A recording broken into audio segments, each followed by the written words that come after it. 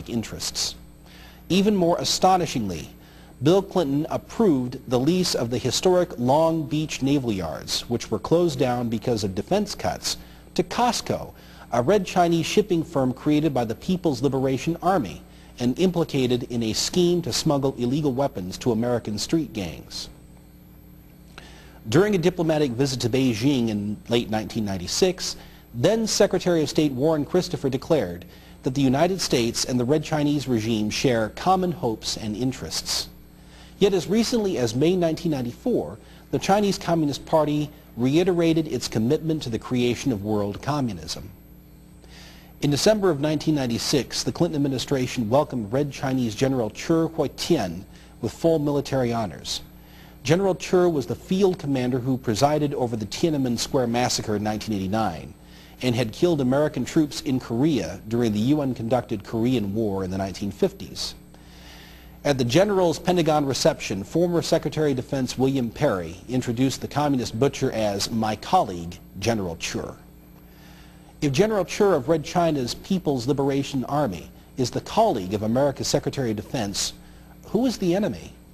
If Russia, China, and other socialist nations are the strategic and economic partners of the United States, what role will America's military power play in this new world order?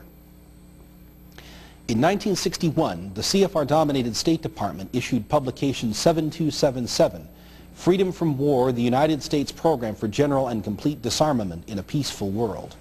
That document, which remains the basic framework for U.S. arms control policy, sketched out a three-stage program of progressive controlled disarmament to a point where no state would have the military power to challenge the progressively strengthened UN peace force.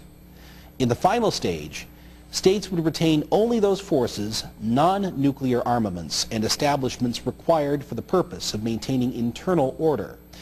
They would also support and provide agreed manpower for a UN peace force. In other words, in the New World Order, America's military will provide manpower for a UN World Army and a centralized internal security force. Is this taking place? Tragically, the answer is yes. America's leaders are openly promoting Soviet-style notions of law and order. American law enforcement agencies are collaborating with their supposed Soviet counterparts, and America's military is being indoctrinated in ideas derived directly from the Freedom from War document.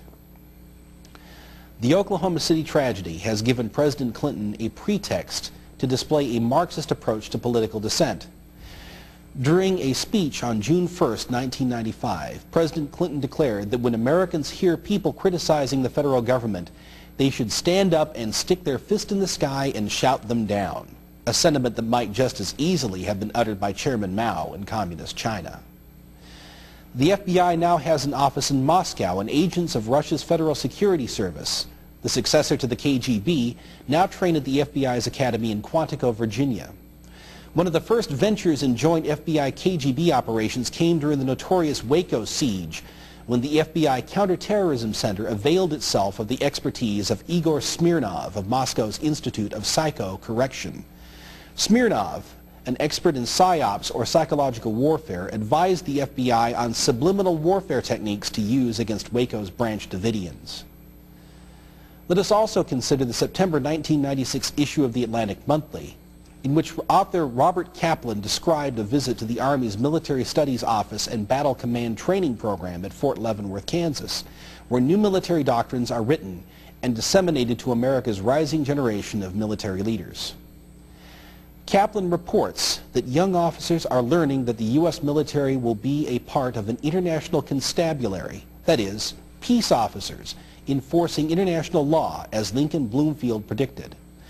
The new military doctrine focuses on conducting operations other than war, often in tandem with the Russian military.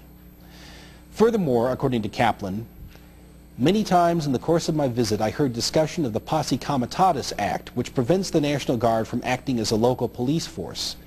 The implication was that turbulence within the United States might one day require repeal of the act. Kaplan observed that some of the officers with whom he spoke suggested that a day may come when the military will have to go domestic in order to deal with anti-government extremists like those the Clinton administration insists were responsible for the Oklahoma City bombing. Kaplan summarized his findings by predicting that in America, patriotism will wane, with Earth Day more symbolic for the wealthier half of Americans than the 4th of July. The Pledge of Allegiance may ultimately become a pathology, as it already is among certain militia groups. More than 4 decades ago, international banking heavyweight James Warburg, a member of the CFR, arrogantly informed the Senate Foreign Relations Committee that we shall have world government whether or not we like it. The question is only whether world government will be achieved by consent or by conquest. In other words, we can either consent to our servitude or be compelled to accept our servitude. In either case, we would have no choice but to submit to world government, with all of the attendant horrors that have accompanied unlimited government in this bloody century. But there is a third alternative.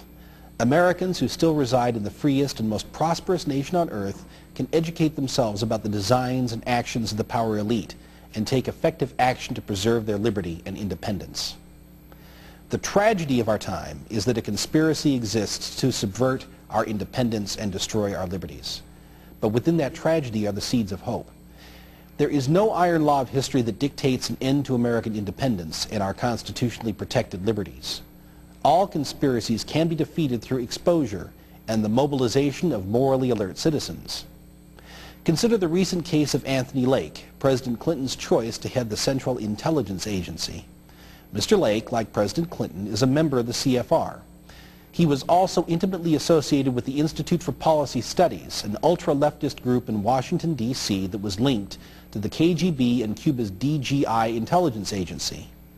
Furthermore, in 1975, Lake had written a newspaper column urging that Cambodia be handed over to the communist Khmer Rouge in order to put an end to unnecessary killing that resulted from armed resistance to communism. Think of it.